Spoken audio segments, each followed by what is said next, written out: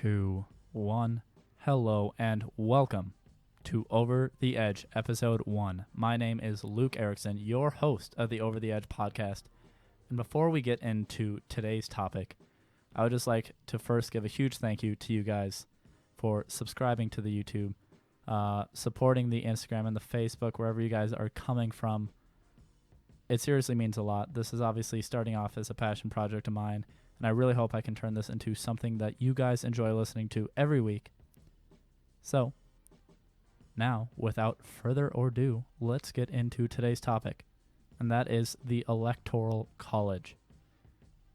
We're going to be talking about today why it's a thing, winner-take-all laws, tyrannical majority, and finally, this is the question of the day, should it still exist? A little disclaimer that all the facts and or articles that I will be referring to in this podcast can be found in the description if you guys would like to check those out or do a little bit of research on your own. I would greatly encourage it. And without further ado, let's get into our first interview. Okay, hello, welcome back. We have our first guest with us today, Nick Kramer. We are talking about the Electoral College. Nick, how do you feel about this issue? Well, I think the Electoral College in itself is essential to maintain democracy in our country, essentially for the same reason that the Democrats are arguing that we should get rid of it. It's to protect the voices of every American in our country. And without it, as Luke may have expressed, politicians will only campaign in New York, California, and all these large states with huge populations that account for the majority of the population. And in this situation, the vote of the farmer from Kentucky or the dairy farmer from Wisconsin isn't heard because they don't matter as much in the overall aspect of the election. The Electoral College has been designed to protect from the tyranny of the majority, as James Madison called it. So every voice, every lifestyle in our country, which is very diverse. The life of a rancher in Montana is far different than the life of an investment banker in Chicago. So it is essential to protect the overall health of our democracy, and it's essential to protect different points of views. Nick, I would definitely agree with you on a lot of what you just said, and I was very surprised that the James Madison quote as well was something that came up in my research. Now, I'm going to give you a couple of the cons to the Electoral College, and you can tell me what you think of those, all right? Sounds good. All right, so the one, and this is, I think, the biggest one for a lot of people, is let's take the Democrat in Alabama, okay? Alabama, obviously a majority, mainly red state throughout history. The main argument against the Electoral College is that there's no point in that person voting because pretty much no matter what, that state will be red, and therefore that person's voice is not heard, and their vote, in quotation marks, does not count. Well, in that situation, there's always going to be minority, right? So it's all based on the overall perspective of the citizen of Alabama, right? The reality that most of them face. Yes. So say there is a Democrat, and I'm sure there is plenty of Democrats in the state of Alabama. It's not that their voice isn't heard. It is plenty heard, and they're plenty open to campaign for Democrats and try and push the state blue. You can take a look at California. California was once a red state and has since shifted blue. There's always political shifts, but it's all about the perspective, right? Yeah. So Republican ideals and legislation oftentimes, in the view of someone from Alabama, is a positive. Yes. So you're always going to have shifts, right? So they're open to campaign. They're open to try and make a shift, but unfortunately, there's always going to be a minority. Yeah. Okay. That's definitely a fair response. Another question I'm going to ask you, and this is about something that I believe 2 or 3 states have implemented. I know Nevada is one of them, is where they are allowed to split up the votes in the Electoral College based on kind of the population of voters that voted one way or another. How do you feel about that, Nick? Right. I think that's up to each individual state. I don't think it's a bad idea to split the vote proportional to the overall number of votes that each party got. I think it's honestly, in my opinion, a probably good idea because I think that does promote even more democracy. Yes. Without leaving it completely up to the popular vote. Right. I think that is a great solution. It's a hybrid solution to getting rid of it and keeping it. Yeah. Because it's essential. It's foundation. The founding fathers didn't put it in there for no reason. They didn't want the population to vote for the presidency in a whole, because as we described earlier, there's James Madison's quote, there's a tyranny of the majority. You don't want the majority to crush the minority, right? And that seems to be an ideal that the Democrats hold. So it's somewhat confusing to me that they would be against the Electoral College. My feeling is they're just butthurt because because Hillary lost. It definitely became a very controversial topic after the election. And honestly, this was one of the most interesting topics to me.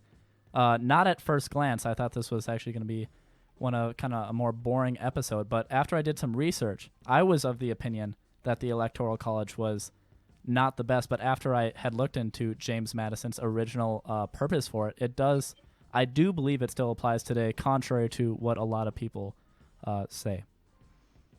Right, and if you just take a look at what the outcome would have been, say Hillary won. I mean, you look at the electoral map, the majority of the country geographically voted right. They voted for Republicans because that is the viewpoint of the majority of America. Yes. As we discussed earlier, New York, California, Texas, those would be the only three states that would matter because they account for the rest of the population once over. Yeah. So if you're talking about someone's vote in a state not mattering, get rid of the Electoral College, because then the vote from Wisconsin legitimately wouldn't matter.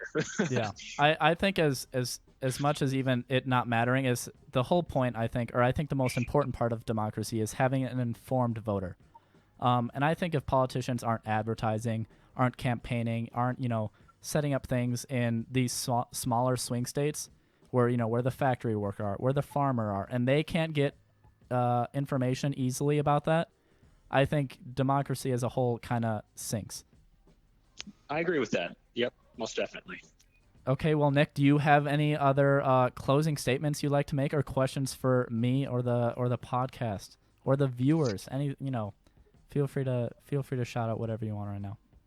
Well, my personal opinion is I think that our generation, I would think that this podcast is targeted towards the Gen Zers and maybe some millennials. Definitely. But I think overall we're shifting more right. I think the Democratic parties exist today, especially when it comes to Electoral College and all these other controversial issues.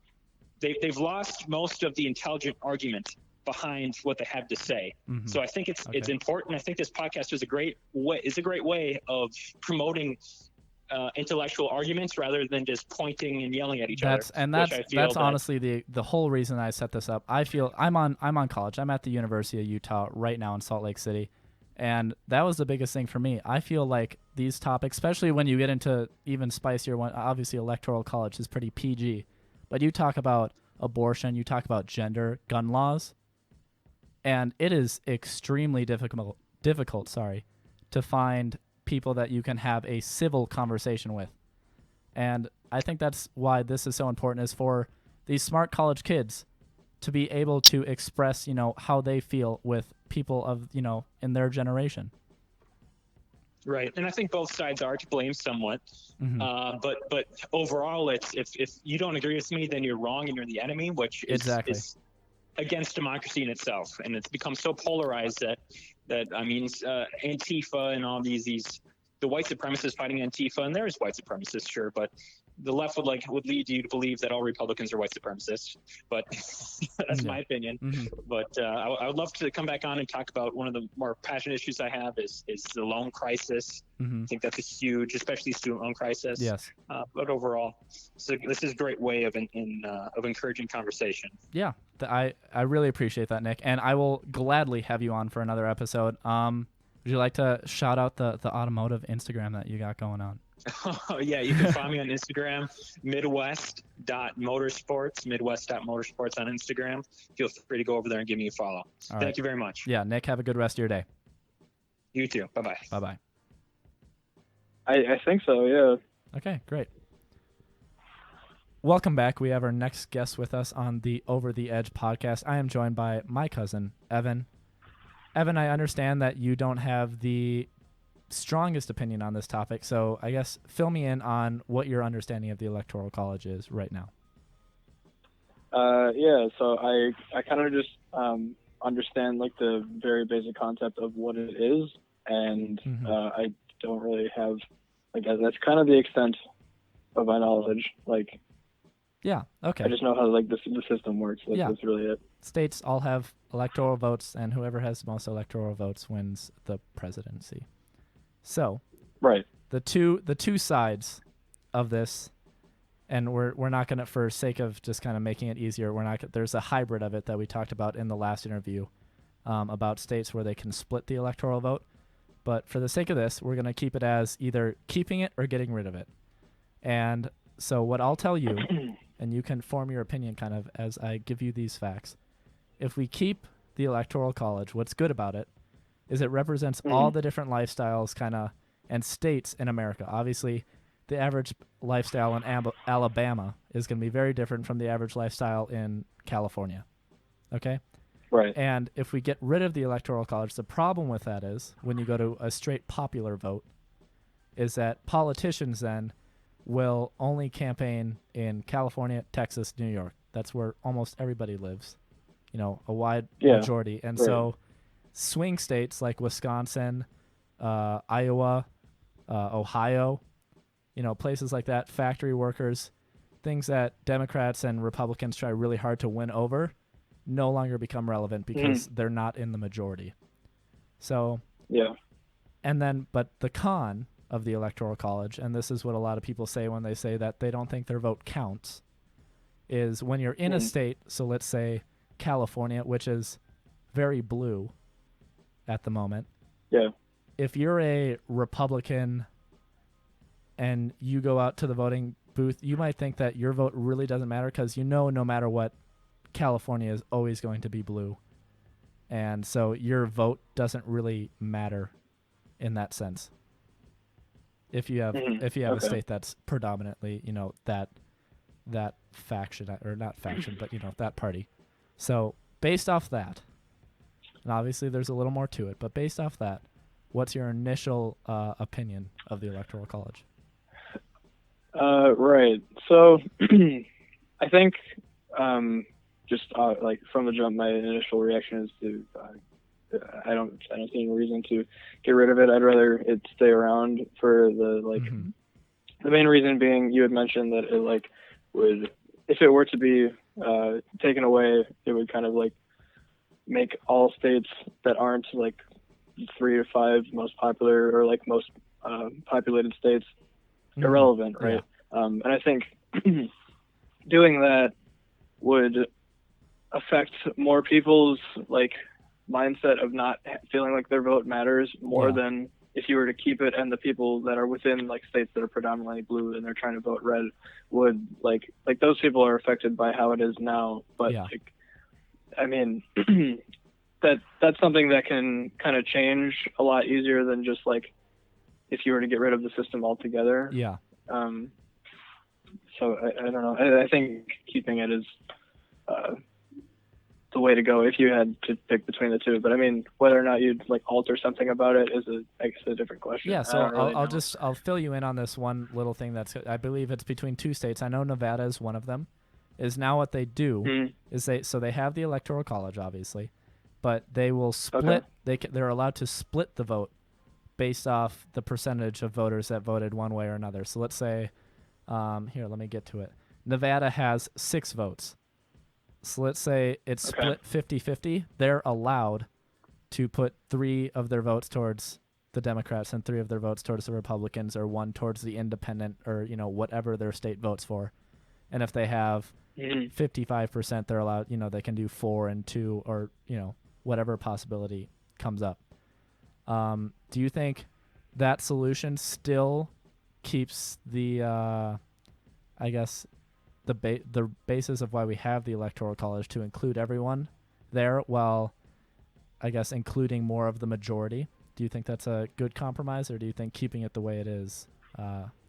I guess I'm still a little bit confused on how the Nevada system works exactly. I don't know. I maybe my understanding of the Electoral College as a concept, in general, is a little bit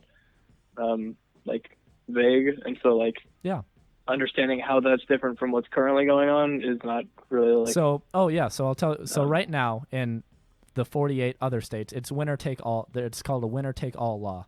So let's say California wins by 1 vote for the Democrats, the Democrats get all 55 electoral votes.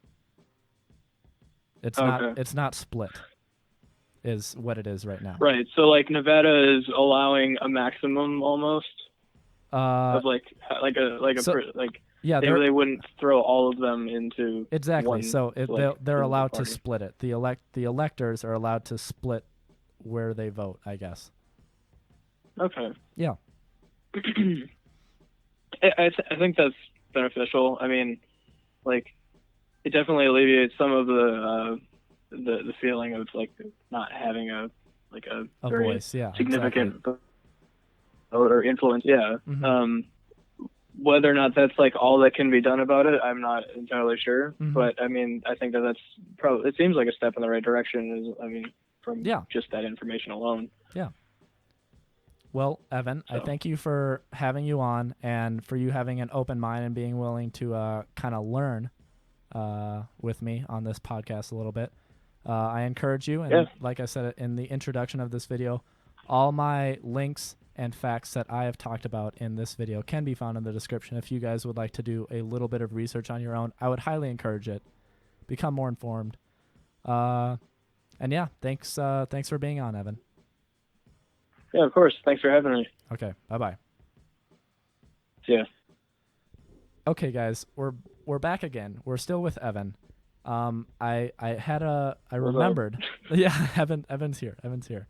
I remember that my friend Evan here had written a paper about political polarization, which is the main reason that I started this podcast in the first place. So we were just kind of having a conversation. We thought it might be interesting for you guys to listen to, and just kind of explain the reason I'm doing this. And that is, it's not to convince anybody. I'm not trying to push somebody one way or another, liberal or conservative. The whole point of this is to, I guess, let people understand why other people think a certain way. Evan, can you tell me like kind of the thing that you were like the majority of the population or a percent of them think that the other side is actually less human?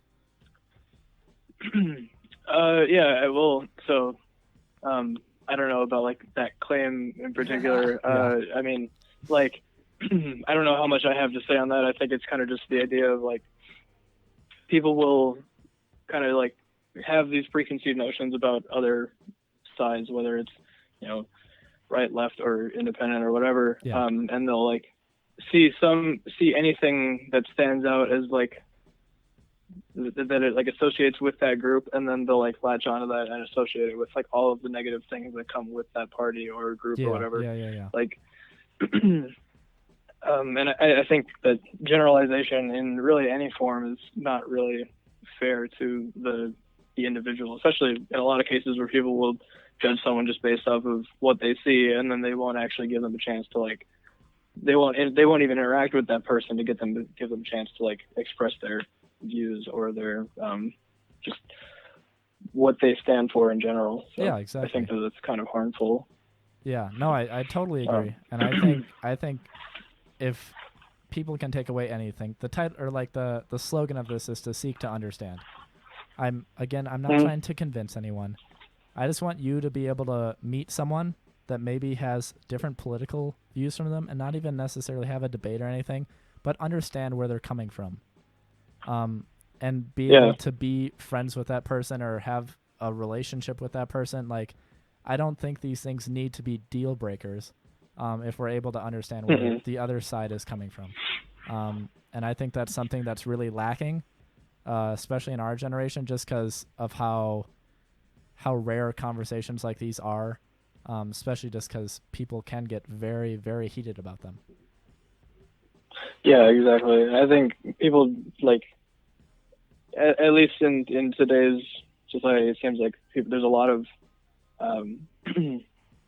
like an unwillingness to listen to like differing views, because like it's always, everyone's like so amped up about seemingly everything, I guess. And I mean, fair enough, there are a lot of issues that are very high stakes and they are very important to like the success of the country, but at the same, or country or the world at large, but having to like you're not going to get any solution out of dealing with the issues in an uncivil manner, right?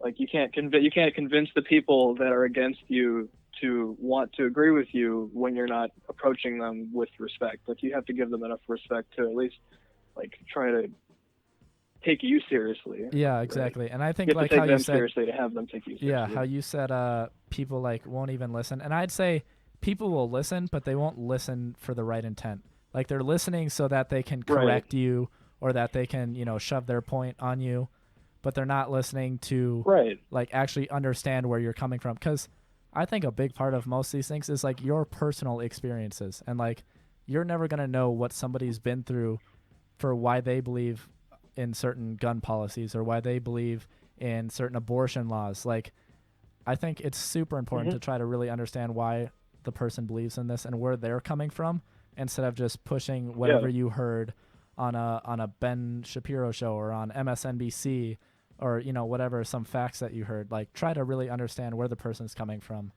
and grow from it. Become more knowledgeable yourself. Yeah, and I think a lot of people will but like you said, they're not listening for the right intent. So I think that there are people that will listen for trying to understand, but I think there's a lot more commonly people will listen to try and confirm what they thought originally about the person. So they'll just, look for anything they can to kind of continue their notion that they had. I know personally, before I started this podcast, anytime that I would finally open up about conversations like these, were people that I knew agree with me, and people I knew I could just kind of, not necessarily be mean to the other party, but just agree and be like, oh yeah, what they think is obviously ridiculous. Like, how could you think that? Versus having a conversation with that person and then understanding why they think that. And it's most of the time it's not ridiculous. It's a totally reasonable explanation. Yeah, and that's something I try to do when I'm talking with people about politics, and I try to do the best I can to understand the viewpoint of both sides. I mean, depending on the issue, of course, but if someone will be super dedicated to one perspective, I'll try to throw in the other and see if I can not necessarily convince them, because it might not be something that I agree with myself, but I'll just point out this is where other people might be coming from on the issue, and kind of challenge their perspective, whether I believe in oh yeah, I think challenging. I think it's really fun to see challenge people, even if you believe in the other side. It's well, why do you believe that? Right. And just kind of poke holes in it, just to make. I mean, because a lot of people will, and I don't want to generalize myself, because that'd be very hypocritical. But people do tend to just read the headline and then make the opinion based off of that. Exactly. And not a lot of people are willing to do their own research, or even just go to a source that's necessarily contradictory to what they already believe, and get their information from there. And I don't know. I try to do my best to do that, I guess. Yeah. But, no, and everything from where you get to news to who you follow on social media, really influences those kind of things. So if you can switch that up once in a while, maybe instead of getting your news from MSNBC opinion, go to all the way, go to Blaze, go to, Breitbart. Go to InfoWars. Yeah, go to InfoWars. Do go to the other side. See how they're feeling. They're making the frogs gay. I'm just trying to let you know. Okay. Okay. Gotta spice up the podcast, man. Gotta spice up. Get differing opinions. Yeah, exactly. That's true. I look forward to the day that I have those guests on. That'll be a good time. Yeah, maybe not that, but Alex Jones is kind of a character. He is a character. Yeah. Well, okay. I'll wrap it up. It's getting long. Sure. Evan, thank you again for kind of coming back on and talking about this. I want to thank all of you guys for listening to the Over the Edge podcast. Look forward to seeing you guys next week. As always, have a good rest of your day, and go Utes.